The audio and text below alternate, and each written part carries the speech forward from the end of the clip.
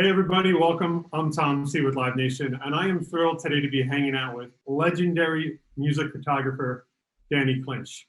You know, I was thinking about, as we've been sitting through this last year and our venues not being active, there are so many memories out there that have been created by this legendary photographer. So I reached out to him and said, hey Danny, wouldn't it be cool if we could curate a bunch of photos that you've taken at Live Nation venues and some of our festivals? And he jumped at the chance. And without further ado, want to introduce the man himself, Mr. Danny Clinch. What's happening, man?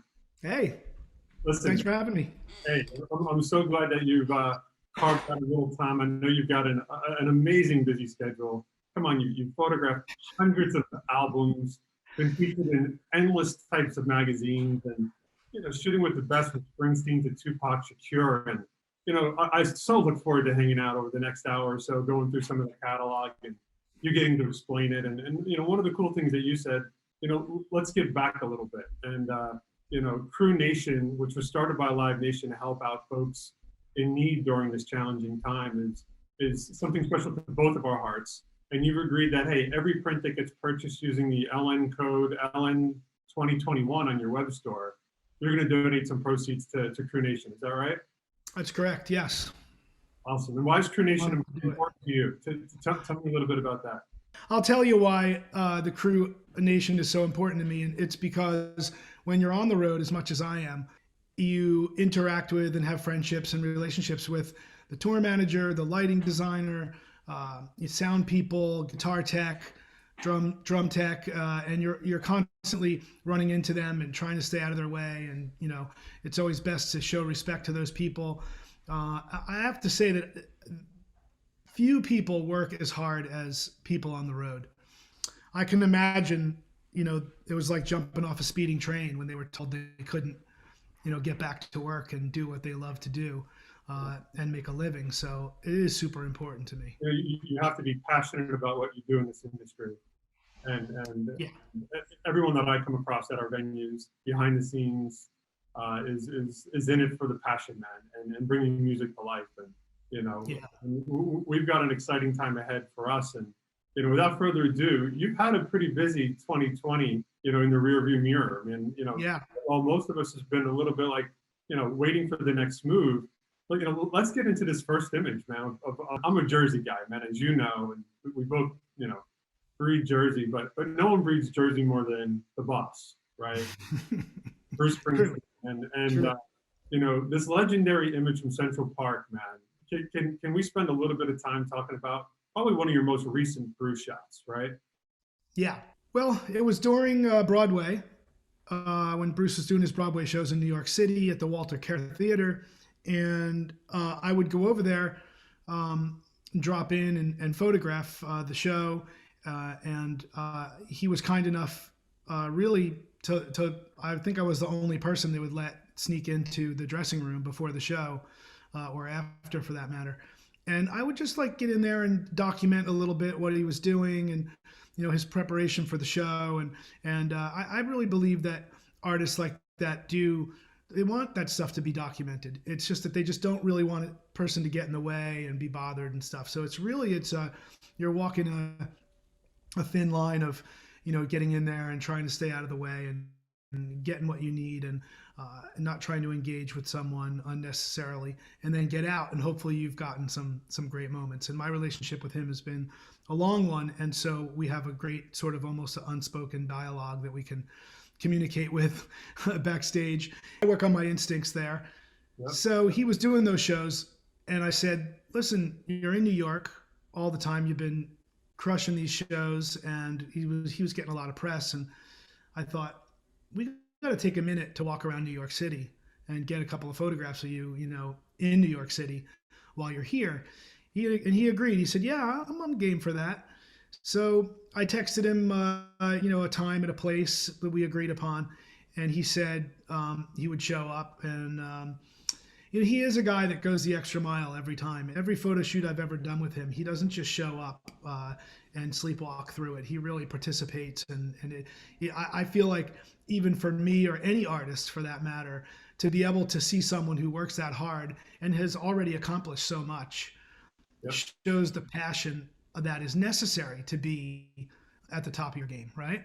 So we decide we're going to meet at Central Park, like 72nd and Central Park West, right by the Dakota. And it starts to snow. So I text him, I said, it's snowing, but man, the light's beautiful here. I'm here already. If it was like 2:00 and he wasn't there yet. And he says, yeah, I'm trying to catch a cab. I'm having a hard time catching a cab in the snow. And I just thought that was so funny that he was just getting a cab up the street, right? So anyway, he shows up and he gets out of the car and he says, you got a plan? And I said, yeah, well, I've been here, for a little bit. I took a walk around Central Park and around the neighborhood here. And I said, what, and as he was walking towards me, I saw this, and I had also thought about the vanishing point of the buildings there and the idea that, what a beautiful portrait that would make to put him right in that spot. And that literally was really like 20 paces out of the cab. And he came over there. I said, stand right here. And at first I was concerned about the pedicabs. And I was like, because sometimes they're not so classic looking. And, but we were just sticking and moving and I shot the image. And honestly, when I looked at the back of the camera, I thought to myself, wow, that is a classic right out of the gate. It's amazing. It was fun. A kid growing up in Jersey, did you ever imagine that you'd make it on an album cover for Bruce Springsteen? No, I didn't. And I remember the first time I got called to photograph him in 1999, and I was driving from New York City down the Parkway to Monmouth County where they were rehearsing, and I was listening to Greetings from Asbury Park, I think, which was a mistake because I started to cry. But the emotion was strong, and so it is something I never dreamed of. But I have like 7 or so Springsteen album covers. Mm-hmm. Yeah, and the way this ended up becoming the cover was, they had recorded the record and filmed it. Tom Zimney filmed it, made a film out of it, beautiful film. And while they were filming, one of the only other few days that it snowed in New Jersey, they were filming at that time and they were recording at that time. So part of the opening and part of the vibe was that they were recording in the snow. And so I was actually supposed to do a session with Bruce for the record. He had a different title for the record. He wasn't sure what he was going to call it. He had some ideas. We were brainstorming on ideas, and then everything shut down, and it just wasn't smart to do a shoot. So I was asked to look back at what I had photographed, with Bruce over the last year or so and see if we could find anything. And I really thought that the snow photographs were maybe not going to work because it was so specific. And in the end, it actually worked because they were so specific and because of what had happened at the farm when they were recording. It just became perfect for it. And the whole packaging, for the most part, are from that session. What a moment in time capture. As we move to one heck of a legendary performer, Patti Smith. Right? Yeah. There's these moments in time that I'm sure you're coming across. They're like, wow, you can't replicate that ever again. And this is one of them. I could study this photo for years and see something new in it. I feel the same way. I still find things in there. And then I learned something more about Patti and her past. And then I'll see something in there that sort of, gives me another clue into her life and how serendipity works like that. But it was, I photographed this for Entertainment Weekly magazine. And my friend Michelle Romero gave me the job to just follow Patti around while she did some record shopping. And so I did, and I was a little nervous about meeting her, and she was quiet, but very, very nice. And so towards the end of the shoot, I asked her if she would mind grabbing a record that she loves, and so that I could do a portrait. Yeah. So she said, "Oh, I know exactly. It would be this Love Supreme John Coltrane record." She said, I have so many of these records at home because I can't stand to see them in a secondhand shop or a garage sale or a yard sale and not getting played. I have to buy them so I can just take them home and play them. I rotate mine out all the time. She said, I probably wore them out. and it was really funny. And these series of images that we're looking at, and I put them in this order because I think it shows, just my complete immersion in the music industry, and the idea that I'm photographing on location, in the portrait studio, backstage, in the recording studio, things like that. So it's exciting for me. And I miss music stores like this. I mean, as a kid growing up in Jersey, going to New York, the Bleecker, and just diving into these locations, and they're so sadly missed, man. Yeah, this is Subterranean Records, the that basement spot on Carmine. Carmine, yeah. I'm not 100% sure. I don't remember. I do remember it was Subterranean. You got another, New York icon shot coming up next, which is legendary Tupac Shakur, right? I mean, what I've got to ask you is just bridge the gap of these artists, right? When you got Boss, you got Tupac, totally different personalities, and how do you build these relationships to gain this trust on this image that we're about to look at now, which is vulnerability, right? You're kind of like putting it right out there for you in a portrait setting. What was that feeling like that you had that trust? One of the things I am most proud of is the variety of genres and people that I've gotten to photograph. And I really got my start photographing album covers and that in hip hop. I photographed my first album cover was Lord Finesse, Return of the Funky Man. I did the Nas Illmatic record, Big L, Old Dirty Bastard, the first Kanye record. So I did a lot. I came up in hip hop, and it was a great time for me because I think a lot of the big name photographers thought that it was a fad was going on and that it was going to come and go, and young photographers like myself were jumping in. And we're all in to just photograph and be immersed in the culture and the music and that. So it's about relationships too. So my relationships with magazine editors, photo editors, and that would get me these type of jobs. And so this was a Rolling Stone job that I shot for Jody Peckman, and she. It was really originally just a quarter-page story. He had a new record coming out. He had gotten in a little bit of trouble, but he was also an actor, and they were intrigued. And the Rolling Stone had not done a lot of hip hop, actually. So I think, Tupac came and he was ready to represent because he understood how important it was. And a lot of these acts and artists, some would come by themselves and some would come with a big crew, and it would be a big party, and both were fun. But Tupac showed up with one other person, and he was real serious about it, and he was a real joy to photograph. And I remember it being a short session, and I can't remember why it was short. I don't feel like I felt rushed. I just felt like I had gotten it. And which is normally for me, I just keep milking it until the person's like, okay, look, I got to go. But anyway, it was here's a portrait session, real simple in a photo studio with a backdrop inspired by Irving Penn and Richard Avedon and photographers like that who are my heroes.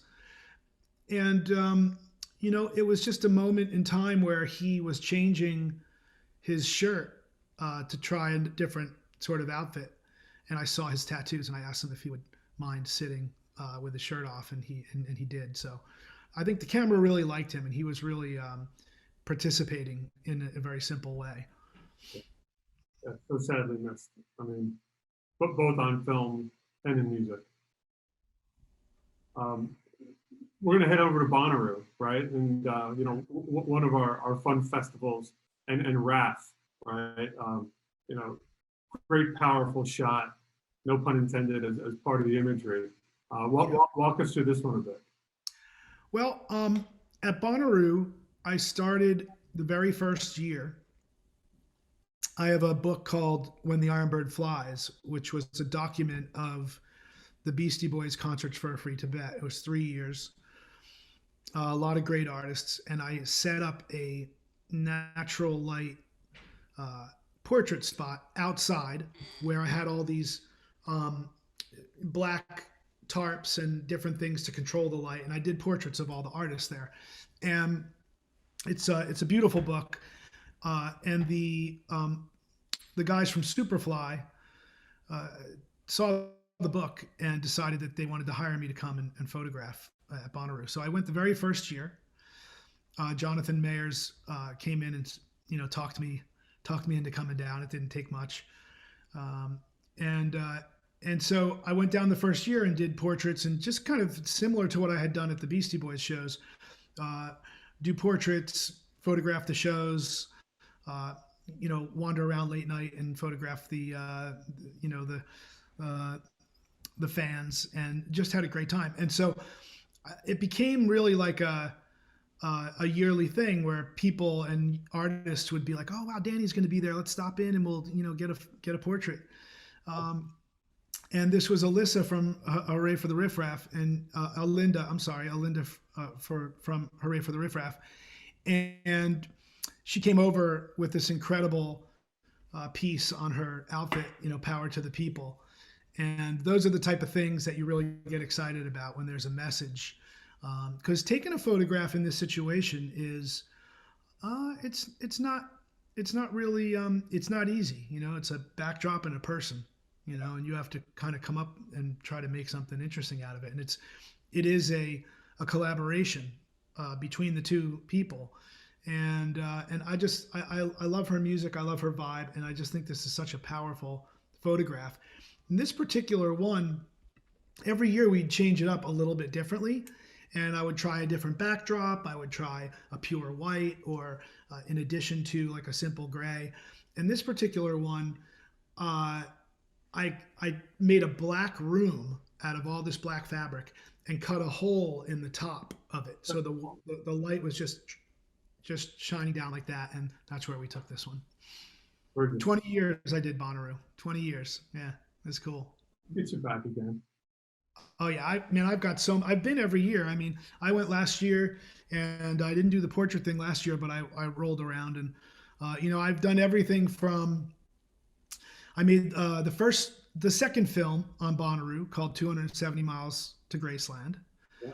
I made the third film also, which was, I don't even know what they called it. It was just a film about that year in Bonnaroo, which was incredible. It's got an incredible My Morning Jacket set. That's just mind blowing.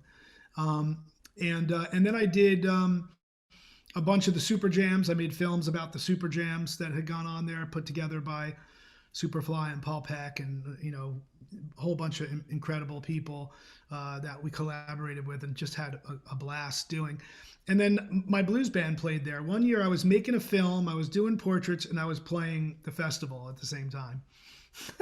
Right. I play harmonica. Right? I mean, but you're passionate about all of them. I mean, come on. What's not to love about that? Right. I've needed somebody to be filming me, filming everybody else, and playing my harmonica with the blues band. Got to hit that camera a bit. Johnny Cash, man, legendary at Westbury Music Hall, man. One heck of a thought you got going on there, that you're able to capture and make. It was.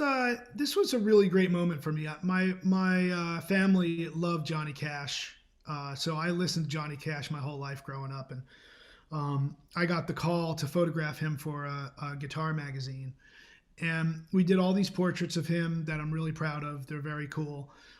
But afterwards, I just asked him. I said, "Hey, do you mind if I wander around with you before you hit the stage and just sort of document?" And he said, "Yeah, sure."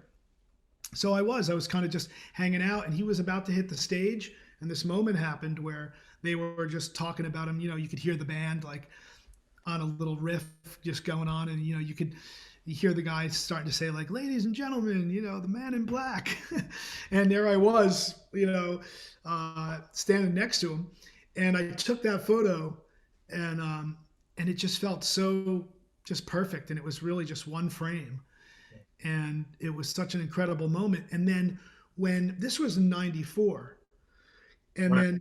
then Rick Rubin, partnered with Johnny Cash, and he started this resurgence. And after the first record came out, I was just so grateful that there was somebody out there recognizing that this guy wasn't washed up, and he was basically a national treasure.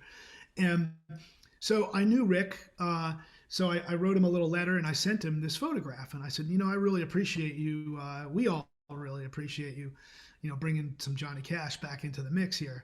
And he's thanked me, and I guess they started making the next record. And everybody that walked through his studio saw this photograph up on the wall, and they decided they would call the record "Solitary Man." And I got a call from Rick's assistant saying, we just finished a new record with Johnny Cash and it's called Solitary Man, and Rick wants to use this photograph on the cover. And I was like, oh my Lord, this is amazing, right? I mean, I couldn't believe it. And so they said, do you have any more from the session? So I pulled together a bunch of other photographs I had from the session from another time I had spent with Johnny, and I sent it out, and they used them. They ended up using them. And what I remember about the time that it came out is this record came out, and then Willie Nelson, Milk Cow Blues, which I did the album cover for, came out at the same time. Mm-hmm. And I just was like, couldn't believe it, and again, here's a guy who did the Nas Illmatic record cover. Right. And then now I've got a Johnny Cash album cover and a Willie Nelson album cover. I mean, I was just really kind of mind blown. And as we get to this next shot, when we were catching up recently, we said, hey, listen, as we're thinking about Live Nation venues, and the one show that stands out for a lot of us is at Shoreline Amphitheater, right? Annually, there'd be a bridge school benefit, right? Neil Young, and mm-hmm. I'm appreciative that you dug into the crates and are showcasing this image today, because it speaks, one, about the trust that you have with artists, but also that, man, you know where to be at the right time, man, right? Like these interactions don't happen all that often, and to capture these moments is really cool. Yeah, I think this is a great example of, like, the trust that people have in you to be in the room and to not sort of geek out or say something you're not supposed to say or get in the way. And I feel like it's really this is a great example of that. And these guys are going over the set list. They're talking about a song they're going to do. Two of my favorite people in music. And like, I grew up like Neil Young decade on my bed as a teenager with the double album rolled out, looking at that photograph of Neil behind the on the desert dry lake bed. I mean, it just really, Neil's like a big part of my life, and then getting to know Ed, and just, getting that trust. And again, I think people like this recognize that they would love to have this moment documented. They just don't want anyone else to get in the way. And I feel like I've been saying that a lot lately in my own head, and to people that I've been talking about, and young photographers. There are instances when you're with your friends and these are your friends, and they're like, you've come up with them, and you can do it as you please and have a great time, and they'll just tell you to, get the hell out or whatever, if they need to. I can imagine the stories that you get to hear, and I tell you, man, it's so awesome. That's awesome. As we move on to Phish, a really cool image of Trey here, just holding court, right, and a bit. Yeah, I guess you could look at. There's many ways you can look at it, and as we've gone through these images here, we've done portraits on location in the studio, backstage at Bonnaroo, Johnny Cash, Eddie and Neil, and then here you're in the recording studio, right? And I love being in the recording studio. There's something about it that is just, it's, the music is happening. People are creating, decisions are being made, and you're there and you're kind of like a part of it. You're documenting this history. And, Phish, they are such a great group of people. The band themselves and the people around them are always super cool. And Trey built this barn up in Vermont. I was there when he was building it. I literally was there with Trey when it was like half built. And I took some photographs of him while the barn was being built and stuff. So it was really, it was so cool to be up there while they were recording some of their first times up there. And this was one of them. And they got it. They often would come in and they would just, I think, press record and then just start jamming, and they just like, let it go, and they would just go for literally 45-minute jam would be going on, and I'd be able to like sit in one corner of the room, and then I would go into another corner of the room. I would shoot a little wide. I would put on a longer lens. I could do all sorts of stuff, and I just had all this time to sort of absorb what was going on there. And then Trey at one point just climbed up on the stage, and I mean, he just climbed up on this stool and just got in the zone up there. He just felt good up there. And I don't know how many people have seen, Phish in concert, but Trey will often get, he'll be in the middle of the stage and he'll just like look up and he'll just be in this zone and he just disappears, into the ether somewhere. And that's what he was doing here. And it's really, I love to see somebody, and I sometimes feel that way, especially when I'm shooting a live show and I'm on the stage. I kind of feel like sometimes I'm in that zone where I'm like, I'm just so focused, but it's not even focused narrowly. It's like I'm so open to what is going on around me. Like I just kind of soak it up and make my decisions accordingly. It's like a little dance that you're doing. And I see them do that in the studio as well. And the band, few bands have the musical conversation that Phish tends to have on the regular basis. True jam band, man. I mean, yeah. Oh yeah, for sure. And this next guy, man, I don't know. He might go down, in my opinion, as one of the nicest, most badass rock and rollers of my generation. Dave Grohl. I mean, you've got one heck of a pass. This is Irving Plaza, right? Yeah. This was Irving Plaza, and somebody reminded me. I posted a shot the other day from this same shoot, and someone reminded me that I actually sat in with the band and played harmonica on Stacked Actors. Yeah, you did. I've seen that. Yeah. There's another one that I did. I was doing a job, and it was Lollapalooza in South America, and they had like 80,000 people, and it was in Sao Paulo, and I was working with Perry Farrell, and Foo Fighters were playing, and they were headlining this one night, and I'd spent the whole day with Perry, and we were then done, and I was wandering around, and I kind of peeked my head in, and the look on their faces were like, that kind of moment where you're like, well, where are we? Danny's here. Like, what? Where are we? We're not in Jersey. That's awesome. And so they invited me in, and we were just hanging out a little bit. And Dave said, "Oh man, did you bring your harps?" And I was like, "Yeah, I got some harps." And he was like, "Oh yeah, come on out." And we'll do Stacked Actors, which is what we do. They would start the song, and they would break it down into like a real bluesy kind of jam. And they had me come out, and I walked out, and Dave said, "Just grab my microphone off of my stand and use that, because I'll just be jamming with you, so I won't be singing." And I said, "Okay." So I come walking out, and I've seen the video of it you can see it on YouTube.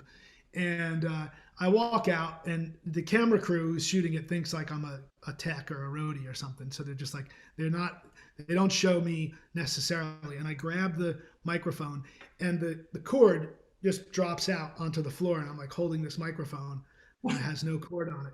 And like, I'm not like a super techie guy, and like, right. I play harmonica, but I like, barely.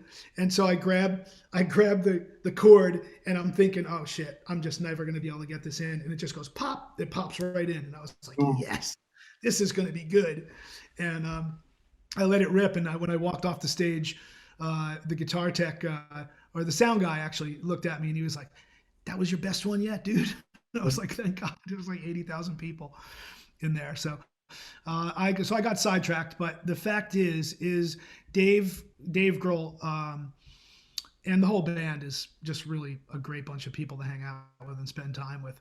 But Dave Grohl, like of all the people, you probably want to have a beer with Dave and shoot the shit and shoot some pool or go bowling or something. A little bit of the barbecue that he'd serve up a little bit too, and that'd be a fun hang. Yeah, he's great. He came out, and so did a lot of other people. When I did my book party for my Still Moving book with Eddie Vedder on the cover, that's right behind you there. Um, we did it in New York, and we asked a bunch of people to come out and sit in with us. And I knew the Foo Fighters were coming. They were doing one of the late night shows, and I scheduled it around that because I had run into John Silva, their manager, in London, serendipitously, and he said, "Oh yeah, well we're coming to New York on this week," and I was like, "Okay," and I like arranged to make sure we were gonna have, and it was a big party. It was a big event for me. It was one of the biggest things ever in my life. This book release party, and so my blues band was gonna play, Tangier's blues band, and people were gonna sit in with us, and so Perry Farrell was coming out and to sit in with us, and Zach Brown sat in with us, and a bunch of people. I'm having a little bit of a brain freeze here, but anyway, Foo Fighters rolled in, and Dave and Taylor sat in and played his band, which was really cool. There's a lot of great photographs of it too. It was a great time. Stevie Nicks, legend, Santa Monica. Really cool moment. This was a great time for me. It was one of those bucket lists. You know, I ran into I photographed actually Stevie Nicks with Dave Grohl for that documentary that he made, and they were so wonderful together. She was so kind and just really nice. And she told me when we were photographing, she said, when we do another shoot, maybe with Fleetwood Mac, I'll throw your hat in the ring there because, I think they'd really like working with you.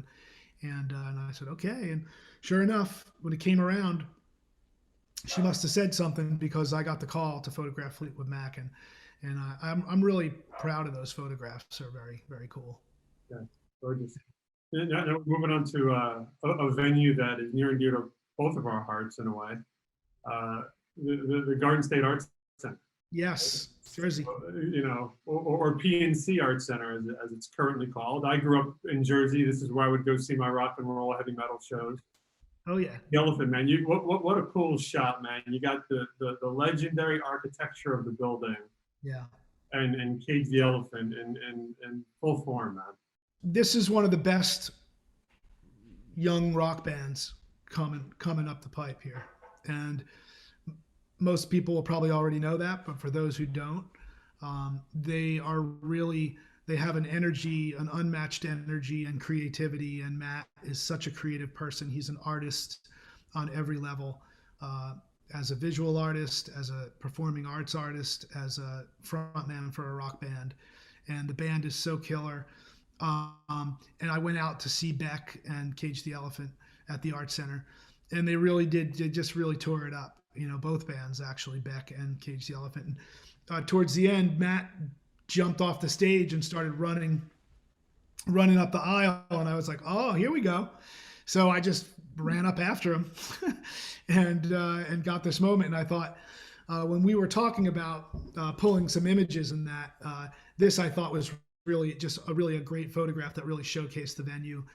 And there's different places I like to be. Sometimes it's way far back, but sometimes it's on the stage. But I love seeing the relationship of the artist to the venue and to their fans, and this really kind of does it all. Now we're gonna hit up one guy who can command a stage on his own, with not much around him. I'm always inspired when I go to a Jay-Z show, man. But I think you've done one heck of a job capturing a moment of one guy that has the ability to command an audience. Yeah, this is at Bonnaroo, and so many people, 70,000 people or whatever come to Bonnaroo, give or take, every year. And again, this is one of those examples of the relationship between the artist, the venue, and the fans.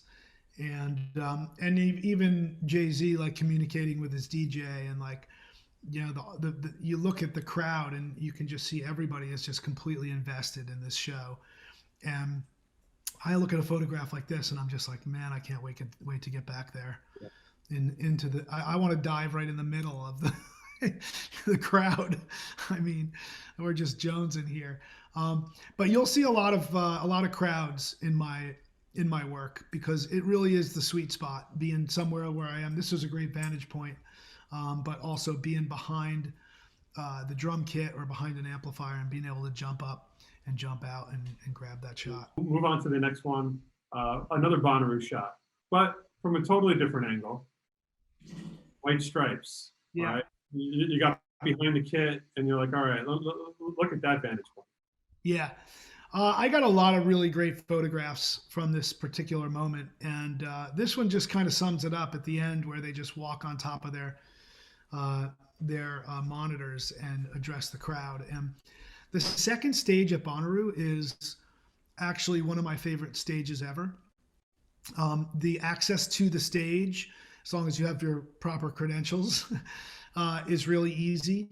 And the crowd, the way you see the crowd and the trees in the background, and like there's a lot of space around it, so you can get on the edge and not get in the way. And sometimes if you're allowed to get in the way, it's a real comfortable stage to shoot from. And also, this probably started as a 7 o'clock show, and there's still some color in the sky.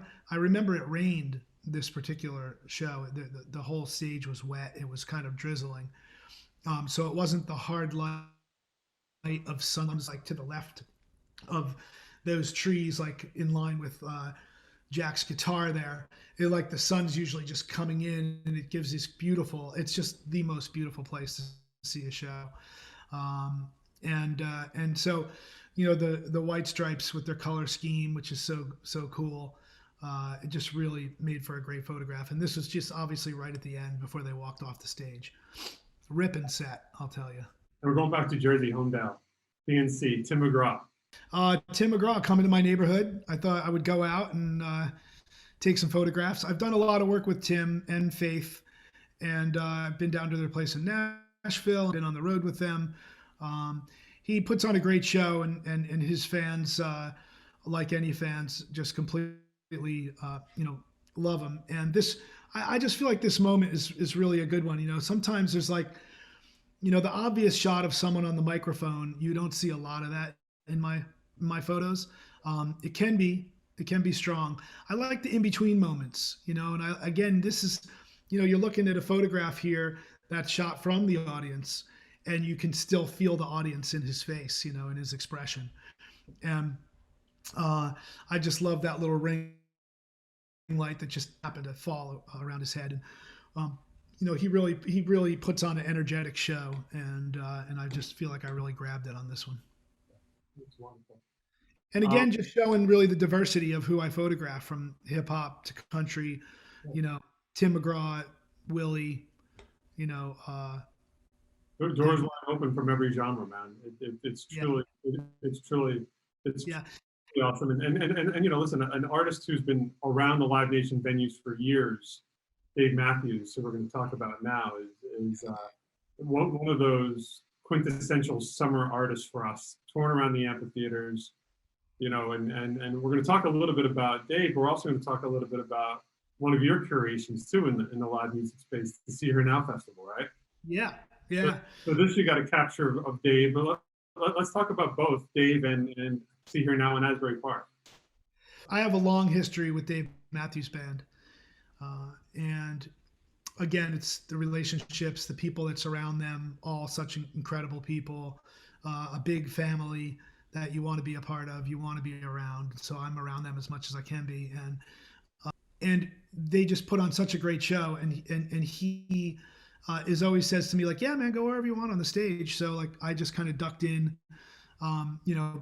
by Carter, and between Tim and Carter, and was like popping up and grabbing this shot. So he's looking at Carter in this one, and you could tell they're just having a great time together. And then you can see Asbury Park all off in the distance, and people seem to be having a good time.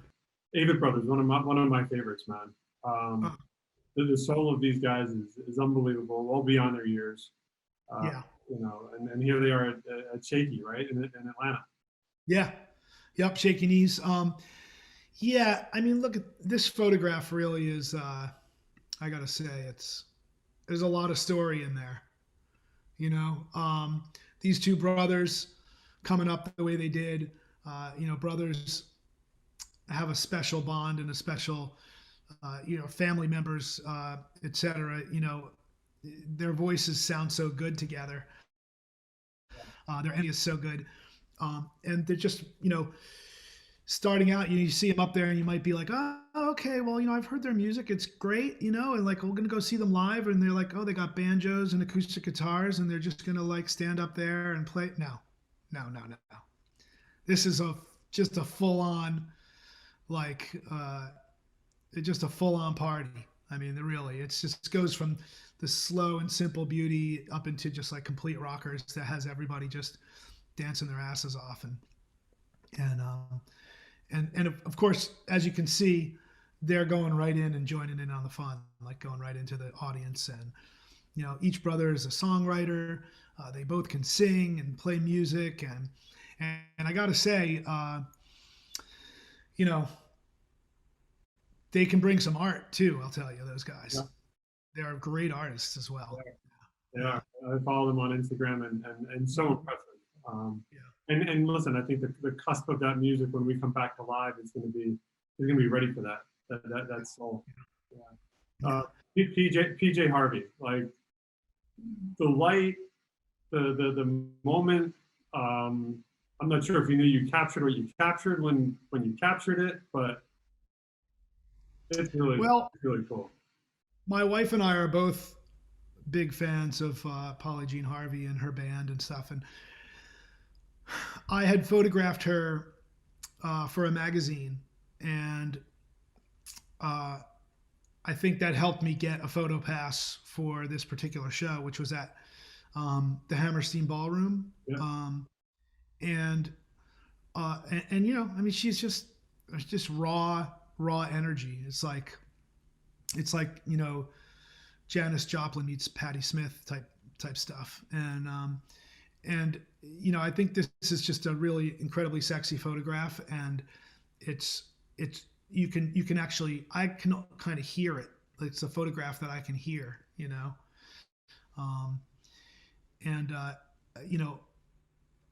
I look forward to being, in a live venue and listening to that again. Like it has such a feeling to me. And this is black and white film. This was a film shot. It wasn't digital. And again, like you said, who knows what I captured until I get back, to the lab and get my contact sheets back. So that anticipation, man. Yeah. So we're gonna head to a venue that I've got to just tell everybody who's watching. You've got to put on the list of places you've got to go to see a live show. The Gorge Amphitheater in Washington, and we can talk about the Gorge and Neil Young. The collaboration of the two must have been epic. But what a refuge and an amazing place to go to a show, man. What an experience the Gorge is, right? Yeah. I saw Neil there, which was just incredible. I've seen Pearl Jam there, and I've seen Radiohead there, which was really dope also. But this particular photograph was Neil Young with, I know the Pretenders opened up the show, and it was Neil with Booker T and the MGs, with like Spooner and Booker T and Duck Dunn, Steve Cropper, I guess. Just a mind-blowing band. And Neil hired me to come out and photograph the show for this album packaging. And at the time, I had been taking a camera and mounting it to the front of the drum kit or the drum kit platform, or just under the drum kit platform on a tiny little tripod. And then I would run a cable release along the stage somewhere and tape it down so that nobody would trip on it. And then I would basically have 36 exposures to try and capture a photograph. And so if you look at this photograph, on the right side, right in, where Neil is headed that way, and you look in the photo pit, the front row, you could see me down there firing off the shot. Awesome. So it's kind of cool to see that. And it's the motion, you just don't know what you're going to get, if you're going to get anything. I've done it quite a few times and really come away with nothing. Yeah. But for every time I came away with nothing, like, this photograph is magic, and it shows me that, you can really hear it. Yeah. Another iconic venue of ours. Fly into Milwaukee or Chicago, head over to Alpine Valley. Just what a setting, and these two legends on stage together. I'm not sure how often they performed together back in the history books, but I can't imagine it was a ton of times, and you were there for this special moment. Yeah. This was Alpine Valley, and this was Pearl Jam 20, their 20th year anniversary, and they just threw a festival for 2 or 3 days, and it was great. I mean, it was such a great show. There was so much great camaraderie going on between everybody, and to see these two guys perform together was really incredible. And I just found a good spot right in the pit. And I remember the way the venue's laid out is really, really wonderful. And the band had put out like little satellite stages around the whole venue, and you would go out and see Joseph Arthur painting and doing a set, and then Mike McCready would come out and sit in with them, or Mudhoney would play, and Ed would come out with them, or the Strokes would play with Ed, and it was just it really was it was pretty special. And I have to say, now knowing what I know now, it's like I'm glad that I was invited out there and I was able to cover it and spend some time with them. I did photograph Chris quite a few times and got to know him, and it's certainly, I'm grateful for those times, for sure. Another legendary experience, the Newport Festival, right? Newport Jazz Festival. Yeah. What a great shot, I mean, the eagerness to learn just exudes in the eyes, man. But when you look at this one with Mavis, right? Oh my God, Mavis.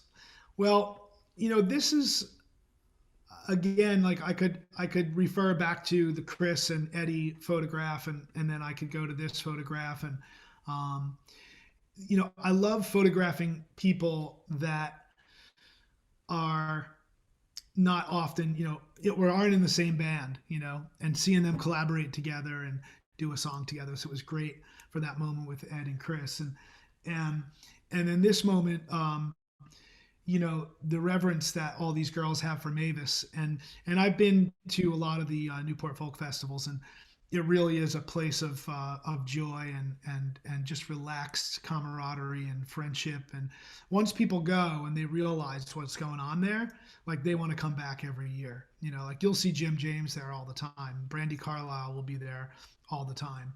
And I imagine all these women in this photograph, and Phoebe and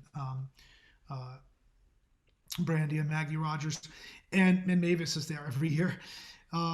And there was a moment where they were all going to get on stage and sing together. And I happened to be standing there when I turned around and I heard Mavis. I heard them all sort of harmonizing together and singing their parts together. And then Mavis giving them a little bit of a, let me show you how it's done. And I just was right there, and I took the photo, and I basically, I felt like a photojournalist. I just got back out of the way, and I didn't really need to. There's no need to get the bunch of them standing there looking at the camera when you have something like that, right? It's the moment you want to capture, right? It's like the portraits, that's the moment. I see the eyes, legend speaking to those who are looking to just immerse themselves in that knowledge base, and that's where they're at in that moment, and you capture that, right? And again, that's a 1/10 of a second, and you can't replace it, you can't stage it, and you got it. Yeah. You got to have eyes in the back of your head too, because sometimes that stuff's happening right behind you and you miss it. People are like, "Did you see so and so? Like what they were doing?" And I'm like, "No, why didn't you tap me on the shoulder, darn it?" But I'm pretty good though. I got like eyes behind my head. Now, Norah Jones, what an icon as well. And here's a moment where pretty deep moment. I don't paint the picture of where this was at. And so this was taken at the Capitol Theater. in New York, and it was for a Norah Jones record called Daybreak, and we spent kind of a whole day photographing there. And the Cap just has like such a nice vibe to it, and there's so many great little spots, whether it's like on the stage or these killer mirrors in the lobby to the little Garcia spot next door. And when I'm looking for a location to photograph and do some portraits of people, like I like a spot that has a lot to offer, so it doesn't look like you're in the same place all the time. And this was just, I believe this was on a piano or something there that was, yeah, and it was just like the reflections and a little flaring light. And Norah, I feel like this is a really, it does tell. I feel like this matches her personality and her vibe, and so she's so soulful and she can be really quiet, but she can also be really fun and really loud too, which is really great. You're like, whoa, Norah, all right. It's different than her brand, right? Yeah. I remember we did. There's a bunch of guys who do this thing called Petty Fest, Dylan Fest. They did like a Neil Fest. A bunch of guys that play these little festivals and bring in all their friends to interpret these songs of Neil Young or Dylan. And I got to play with Norah Jones once, and I remember it was such an incredible moment for me. Like I got to play my harmonica, and it was just like a woman. and it was super fun to get up there and actually play with her. I don't know how important that is, but it was important to me. It's that relationship that you have that yeah it was beyond the lens now, right? So that's the key. And this next image, once in a while when I'm asked, where's the one place you need to go see a show or with whom, it's right here. It's U2 in Ireland. Slane Castle is in my top 5 of. It's on my bucket list. And talk about that moment, man. It's got to be surreal.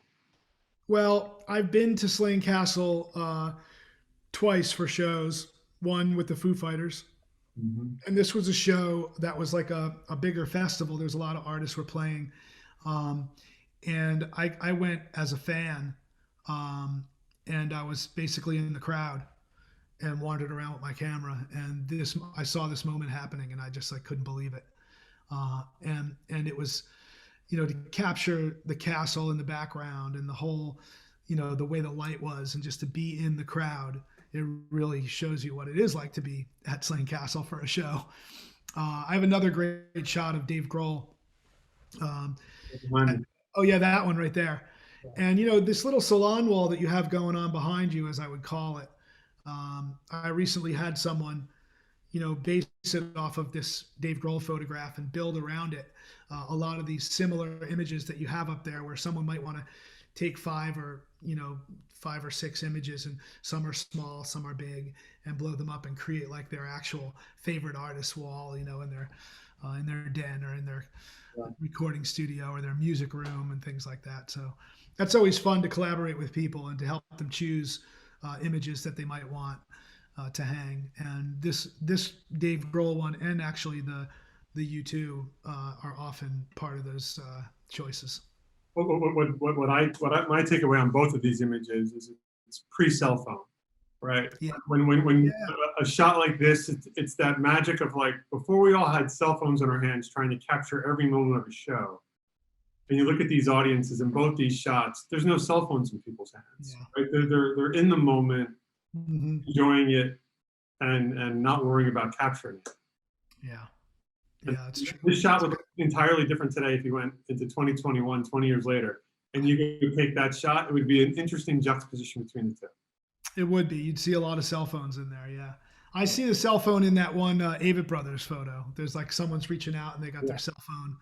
And so at least they weren't trying to capture the moment. They were in the moment, right? They were in the moment, actually. They're like, I don't care if I lose my phone. Great moment. They were actually in it. Just right, there you go, right? Yeah, that was cool for sure. Back to Bonnaroo and the Boss. Yeah. 2009. Again, like this is in the middle of living the moment, man. Yeah. And his sets when they can go on forever. Oh yeah. Yeah, he had just they were in Europe, I think, and they came right from Europe to Bonnaroo. And everybody's like, oh man, they just put on this, they just put on these incredible shows in Europe. They're going to be tired. What's going to happen? It was a good show. And I was just like, are you kidding me? This is the boss we're talking about right here.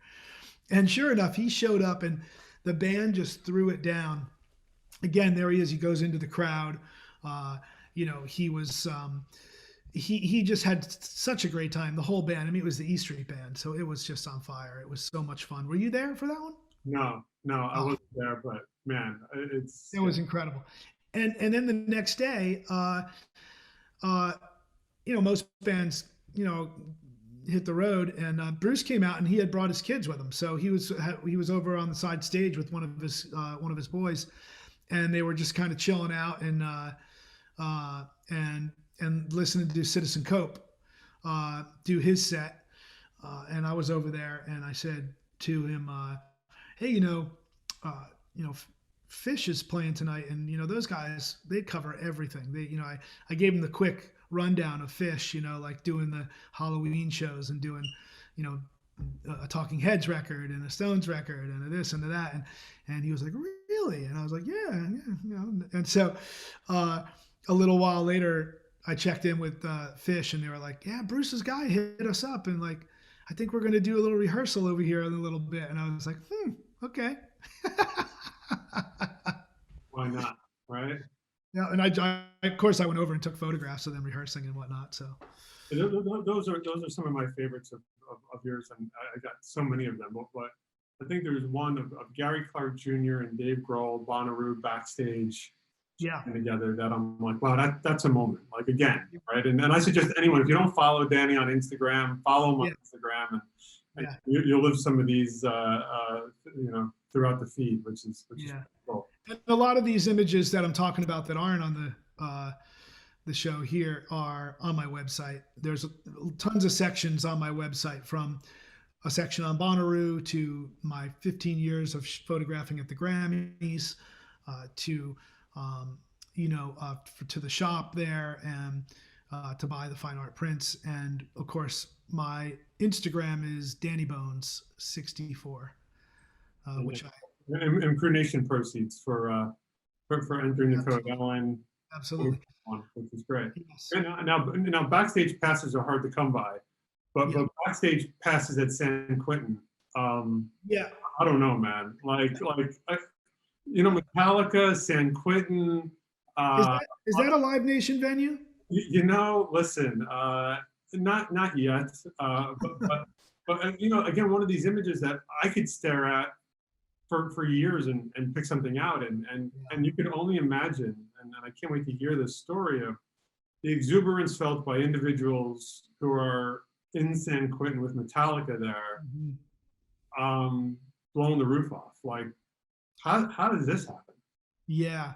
Well, the Malloy brothers were doing a video for Saint Anger, and they invited me to come along as a camera operator. And I had like a Bolex camera, and I was running around shooting film, real film, and a lot of B-roll around what was going on, there while we were filming. And I remember we all showed up, the band included, and the whole crew, and we were about to go in, and we were standing there with, the warden and a bunch of other people, and they said, okay, so listen, just before you go in, you can't run, so there's no running. You can't wear like khaki pants or jeans. I forget, it was one or the other. I think it was khakis, because the inmates wore khakis.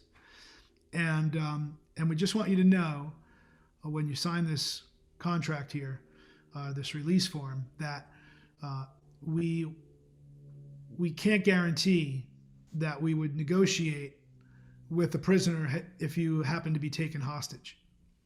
And we were all like, I looked at, Emmett Malloy, and I looked over at Hetfield, and he was like, all right. He like signed the paper, and we were all like, okay, I guess we'll sign the paper. So everybody signed it, and we went in, and I was running at one point, and I got yelled at because I was trying to get from one place to another. I was walking fast, let's say. And somebody was like, "Hey," and I was like, "What?"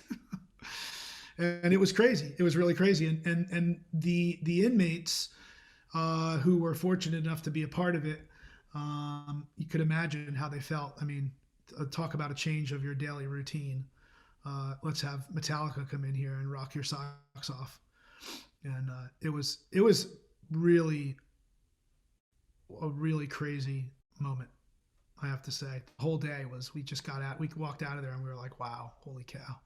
Listen, we're on the last image, and we could go on for hours. Yeah. Maybe we'll come back again and hit another series. But this is the shot, man. Like, a fraction of a second off, this shot does not exist. Yeah. Right. And Eddie Vedder, Wrigley Field, you were not only photographing during this run, you're filming, you're all out. Let's go back to these moments at Wrigley and Yeah. how are you in the right spot at the right time? Not to mention a whole lot of idiosyncrasies during that time period of those Wrigley events. Yeah. Yeah. Well, I'm a filmmaker as well as a photographer, and I was making a film, my second feature length film, concert film with Pearl Jam. My first was Imagine in Corniche, which is actually means picture in a frame, named after a Tom Waits song that Eddie used to play backstage for the shows in Italy when we made that film. So this stuff all ties together. And then I got asked to film both nights at Wrigley Field, 2016. The band was playing 2 nights there. They wanted to capture it. They hired me to film it. And at the same time, the Chicago Cubs were on the cusp of making the playoffs and going to the World Series. And so they ended up, as we know now, they ended up going to the World Series. And I said to the band, especially Ed, I said, look, and those of you who don't know, Eddie's like a huge Cubs fan, grew up outside of Chicago, loves the Cubs. I mean, he's a guy who goes to the games and writes down, all the score boxes and all that sort of stuff. And which really did surprise me and amaze me. And he just loves the game. And so we decided that we would follow that story, and we did. And the Cubs won the World Series, and we filmed the whole darn thing. In fact, I was behind home plate in Cleveland with Ed and Theo Epstein for most of the game when the Cubs won, and so you got to see the film. And I also would like to mention that Live Nation actually supported my film about Shannon Hoon called All I Can Say. They helped fund the film and have given us a lot of support. It's a film about Shannon Hoon that was made from his recordings. He filmed his life from right before he got famous all the way up until the day that he passed. And we took all that footage and made a very unique film, and with the support of Live Nation. So I appreciate that. So anyway, we're making this film, and of course I spent a lot of time with the band, and I see their communication and how it goes, and I knew what was coming up. This was alive, and I know they light up the stadium, and I knew this is like well into the show. We're all firing on all cylinders. My crew is filming. Everything is going really great, and I kind of sneak out onto the stage, and Eddie goes way stage left, and he's like off on the riser, like way around. I can hardly see him without stepping to the edge of the stage and look. And I look back at Matt Cameron, and I notice Matt is kind of like looking, and he gives a little nod over to Ed's way. And then I'm thinking, okay. And I look over to Ed, and I see him looking this way and starting to run. And I just kind of swing around, and I focus on this monitor, stage monitor there, because I've seen him jump over it in the past. And so sure enough, he comes running over, and I just kept myself right there, and he hit the monitor and jumped up in the air, and I got down really low and just grabbed this moment. And it's hard this is a photograph, and in a way it's like the Tupac photograph that it feels to me like it's a photograph that's always existed in the world. Like, it's like, did I take that photograph? Because I look at it, and it has like its own life, for me. And the same with the Tupac photograph, feels the same way, and it's super interesting in that way. And there's so many stories that go along with this image about the people that are in the crowd in the front, and the guy in the red shirt who's giving me the peace sign or whatever. And he was saying, I hear through the grapevine, I don't even know if I've run into him, but like, oh, we saw you point the camera over there and we just thought you were taking a picture of the crowd. So we were like, hey, what's up? And meanwhile, Ed comes running in. They're like in like the most epic rock photo of recent memory. So anyway, and people were doing all sorts of funny memes and stuff. People put a skateboard underneath him. People put put him in like the Michael Jordan with the Nike swoosh underneath it, stuff like that. And recently there was the Bernie Sanders meme sitting underneath him, which went around the internet recently, which is pretty funny. Yeah. So these take on a life of their own. And I did a really cool show at this museum called Fotografiska, which is in New York City. And we did like one of the opening shows up there, and my wife and I and our friend Tina like just put together this show in a moment's time, and they put this up on the wall, and it was like just a wall-sized image, and it became everybody's kind of selfie spot.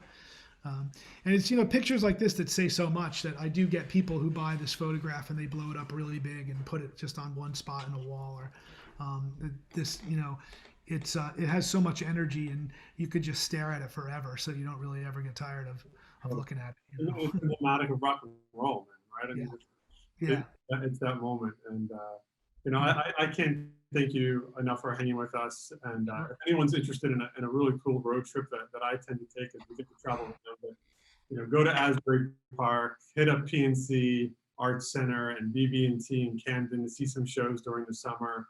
Stay in Asbury Park and hang out. Spend some time at the Transparent Gallery. Tina's amazing as a curator of all things of the gallery, and if we're lucky to catch you live there, even all the better to tell some more stories, man.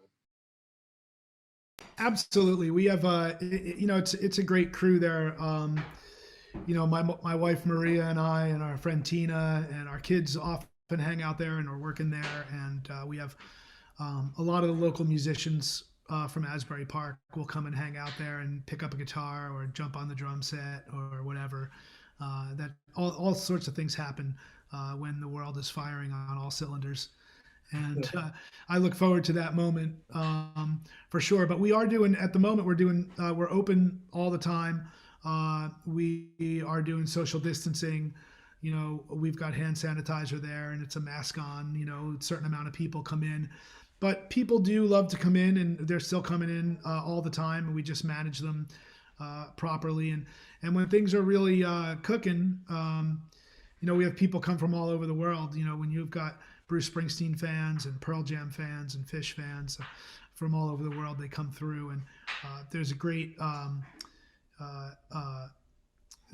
friend Stan does a Bruce Springsteen tour. And he takes people to Freehold and takes them to Asbury, and he like brings them all into the gallery, and you get to hear stories.